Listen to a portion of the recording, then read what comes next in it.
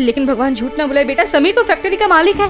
कमलेश भाई साहब ऐसे कैसे बंटवारा कर सकते हैं? जी वो मामा जी का भी हिस्सा है फैक्ट्री में। मुझे ना खुद पर बहुत गुस्सा है। मैं ऐसे कैसे नहीं समझी समीर की परेशानी। बेटा तू परेशान मत हो, देख तेरे चाचा जी को वापस आने दो, सब कुछ ठीक कर देंगे। हाँ चाची जी मुझसे गलती हो गई, बहुत बड़ी गलती हो गई। जब समीर को सबसे ज्यादा जरूरत थी मेरी, तब मैं यहाँ आ गई उसे अकेला छोड़ के। झगड़ रही थी ना मैं उससे। चाची जी मैं जा रही हूँ और सामान मैं बाद में ले लूंगी।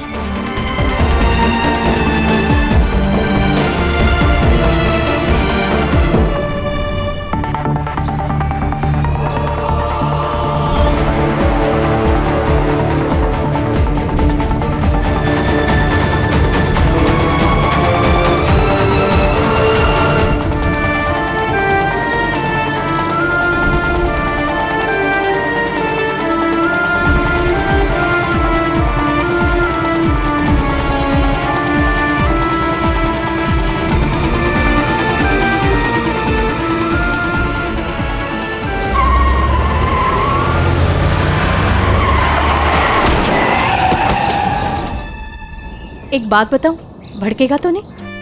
क्या मम्मी? भगवान ने तुझे ना शक्ल से सुंदर और अकल से बंदर बनाया। अब बताओ, इतनी प्यार करने वाली लड़की से झगड़ा कर बैठा है। अरे बुद्धू, नैना से ज्यादा प्यार तुझे कोई नहीं कर सकता, मैं भी नहीं। पहले तू सच कहता था, मैं तुझे छोड़कर चली गई थी। तू सच कहता था कि नैना से ज्यादा तुझे कोई नहीं समझ सकता। तू सच कहता था कि नैना के बगैर तू अधूरा है।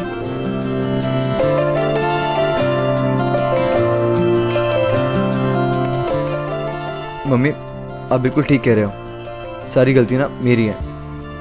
मैंने सब कुछ नैना को बहुत पहले ही बता दिया होता कि फैक्ट्री में जो कुछ भी हो रहा था।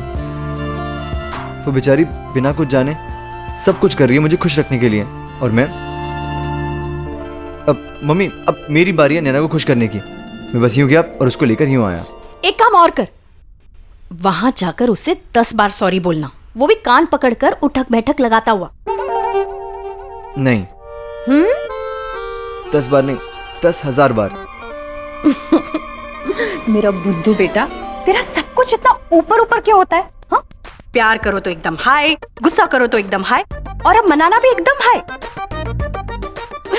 जा जल्दी से मेरी बहू को लेकर आ, जा जल्दी। मैं देखता हूँ। हेलो हेलो हेलो दामाद जी। चाची जी आप, क्या हुआ?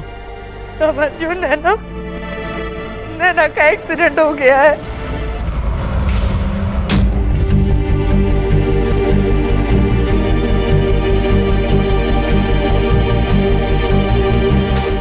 समीर क्या हुआ?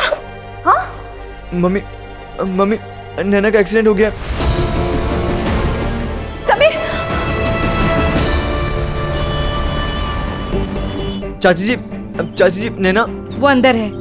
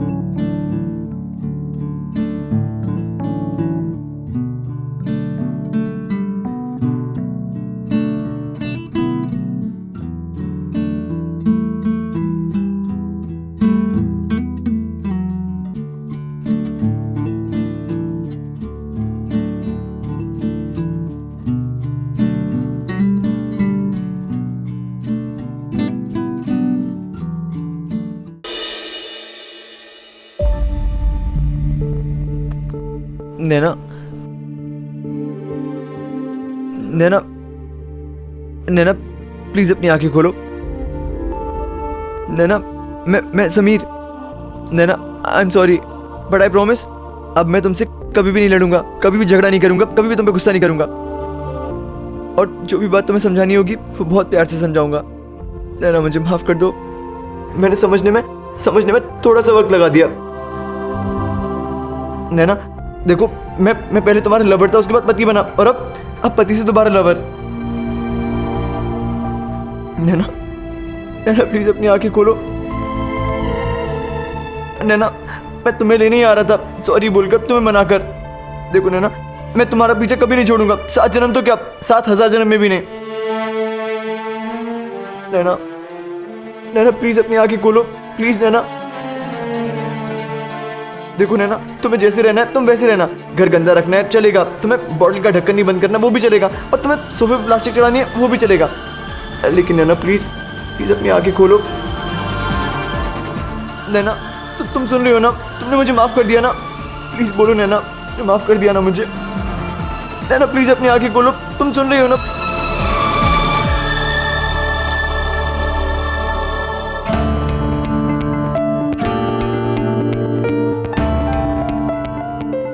सब कुछ सुना,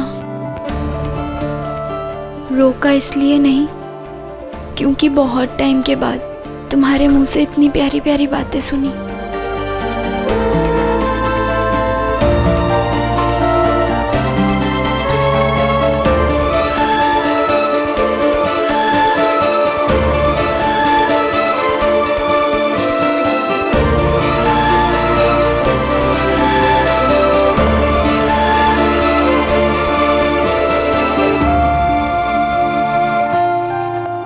I love you, Sameer. Love you to.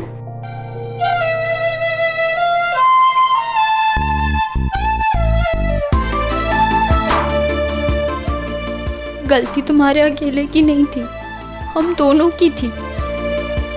आज से ना हम कभी भी एक साथ झगड़ा नहीं करेंगे।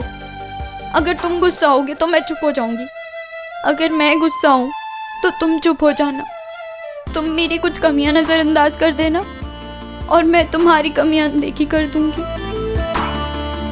समीर, हमें अब बहुत प्यार से रहना है। शादी से पहले के 4 साल हमने जितने प्यार और समझ से बिताए, शादी के बाद की पूरी उम्र उससे 1000 गुना ज्यादा प्यार से बिताएंगे।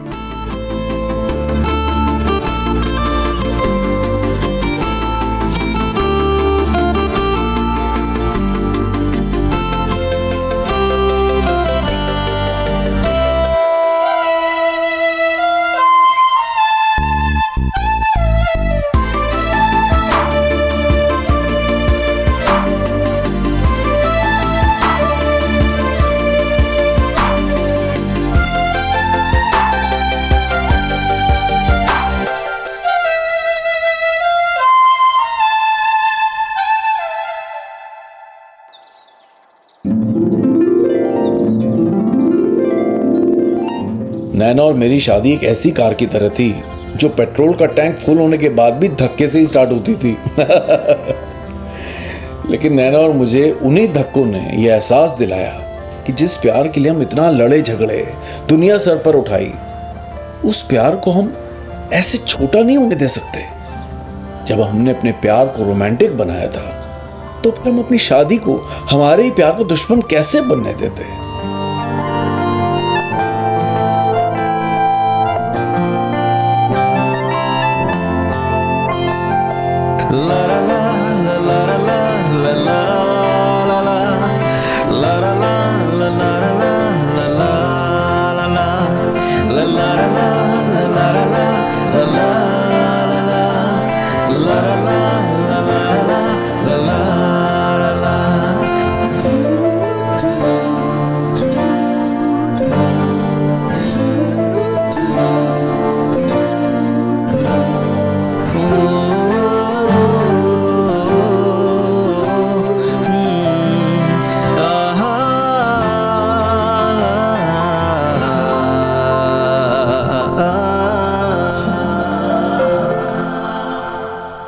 भाभी खुश लग रही है अब तो।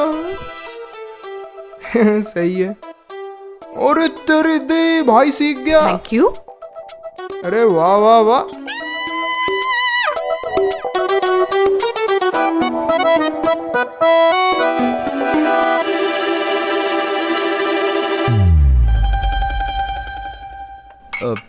चाय कैसी बनी है? चाय अच्छी नहीं बनी है क्या?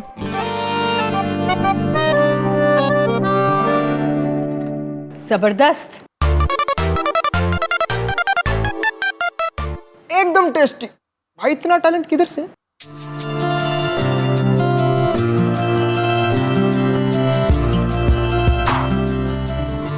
कच्ची है, अरे भाभी, बिल्कुल पक्की है। हमारी दोस्ती और तुम दोनों का प्यार। अरे आप बापा सीताराम।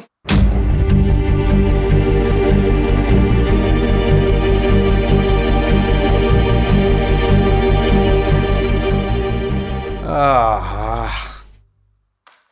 नमस्ते विशाखा बहन। जय श्री कृष्ण। अरे अरे बस बस बस, सुखी रहे भाई। अरे आप लोगों को इस तरह से हंसता खेलता देख के मेरे को बहुत ही आनंद आ गया भाई मेरे को। एकदम टेंशन ही चला गया मेरा। जो काम हंसते खेलते होता है ना बापा, वही करेक्ट होता है। तो ऐसे ही हंसते खेलते बंटवारे की बात कर लेते हैं, है नहीं?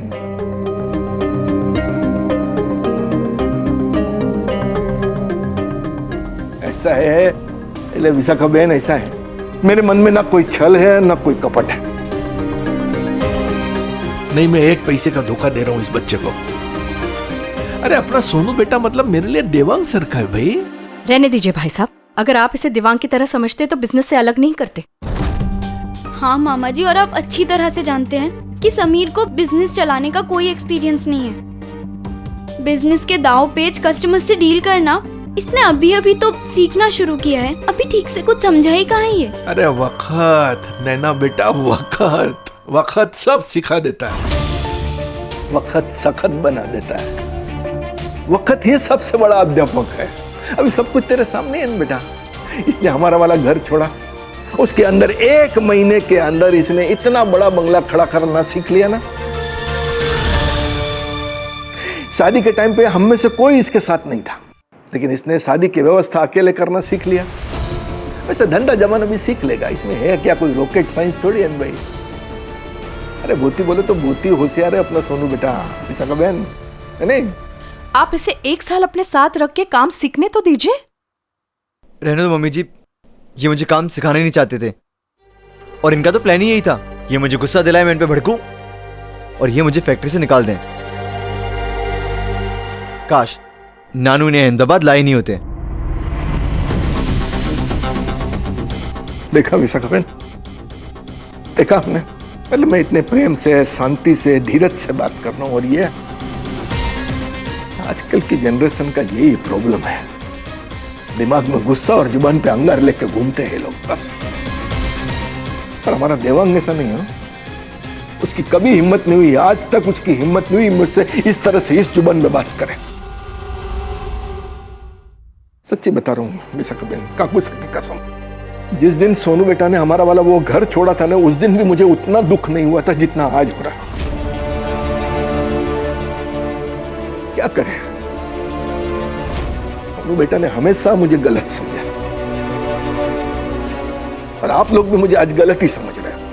अरे भाई, हमारा धंधे में नहीं जमता है एक दूसरे के साथ, इसमें क्या है? और वैसे भी ना तो इसको कोई मेरे लिए लगाव है, ना ही मुझ पर भरोसा। तो मैंने सोचा कि जब भरोसा ही नहीं है तो साथ में धंधा करने का क्या फायदा? ये फुकट की माथाकूट चाहिए किसको? मैंने एकदम चोखा हिसाब बनाया है विशाखा बहन। आप चाहिए तो देख लो, एक एक पै का हिसाब लिखा है इसके अंदर। अगर 1 पैसे की भी हेरा फेरी निकले तो आपकी जूती कमलेश का सर।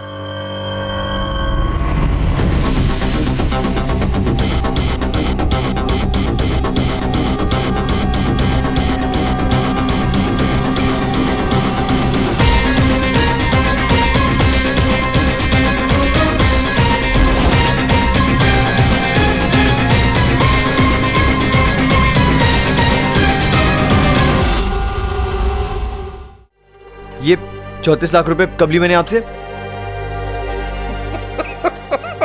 अरे बापा सीताराम, एकदम बोले तो 1 नंबर का भुलक्कड़ हो गया तो। हाँ, शादी के बाद।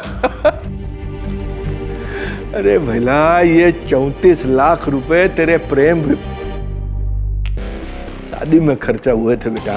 क्या 34 लाख? हाँ, पहले पूछो ना इसको और इसके दोस्तार को, क्या नाम उसका, वो मुन्ना।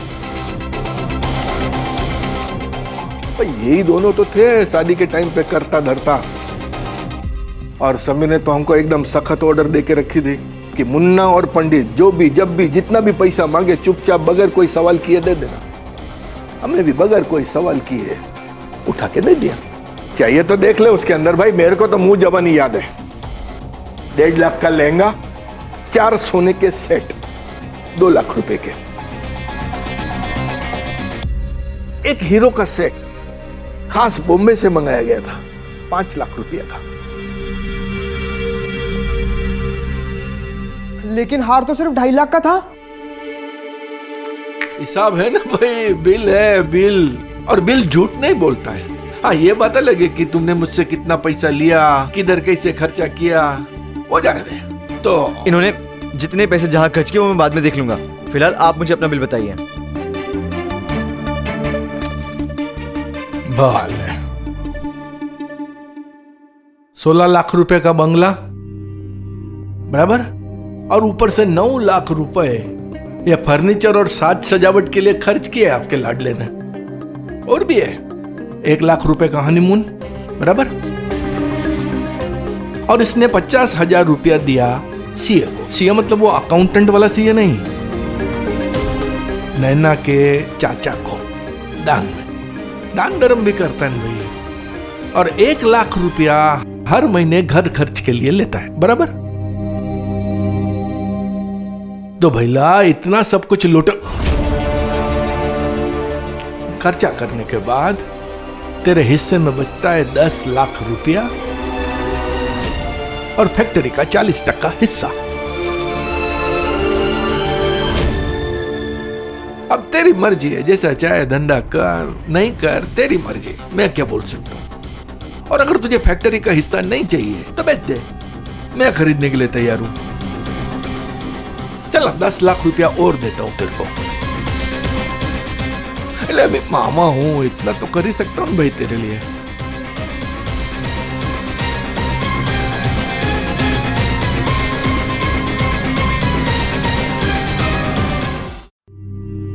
ठीक है मामा जी, अगर आपके हिसाब से समीर ने 40-45 लाख लिए भी तो भी उसके हिस्से में सिर्फ 10 लाख कैसे आए? बिल्कुल, नाना जी तो ये कहते थे कि वो समीर के लिए इतना पैसा छोड़ के जाएंगे कि उसकी 7 पुश्तें खा पी सके। हाँ पर 7 पुश्तों का पैसा 1 पुश्त में ही खर्च देगा, ये नानूसा को नहीं मालूम था ना भाई।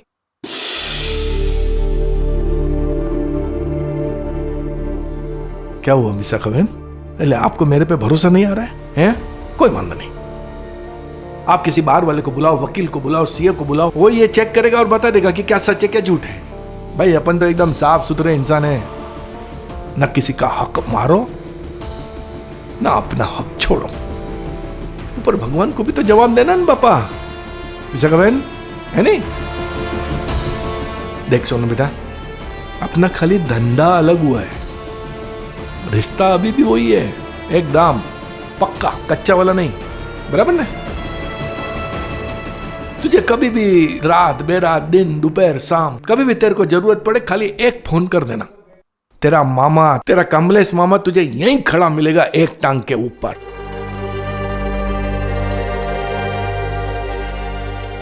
और ऊपर जाके और बोल रहा हूं, तू नया नया धंधा जमा रहा है बेटा, कोई सलाह, कोई मसलत, कोई हेल्प नहीं, हेल्प की कोई जरूरत ही नहीं है भाई तेरे को, क्योंकि तू समझदार, तेरे आसपास के लोग समझदार, और सबसे ज्यादा तो ये है अपनी नैना बहू, समझदारी में नंबर 1 है ना। मुझे लगता है इसके सहारे से तेरी गाड़ी एकदम बराबर पटरी पे आ जाएगी, चिंता ही को नहीं। जब तक ये है तेरे साथ कोई टेंशन नहीं है। चलो चलता हूं मैं, बापा सीताराम। और हाँ हबीसा कबीर, आपको हमारे घर पे आना पड़ेगा भाई। हाँ, उसके बगैर आपको दिल्ली जाने नहीं दूंगा। हाँ, अभी मेरे पोते का भी मुंह देखना है आपको, जरूर जरूर आना। अच्छा चलो, बापा सीताराम, बापा सीताराम, खुश रहो सब लोग, बापा सीताराम। उस दिन मुझे ऐसा लग रहा था जैसे मैं लहू लुहान हीरो हूं। और मामा जी विलन, जो मुझ पे अपने मुंह की मशीन गन से नंबर्स की गोलियां चलाए जा रहे थे। खैर, उस दिन दो बहुत बड़े सबक सीखे थे मैंने। हमेशा अपने खर्च का हिसाब रखो, और बदलते वक्त के साथ लोग भी बदल जाते हैं, जैसे कि मामा जी।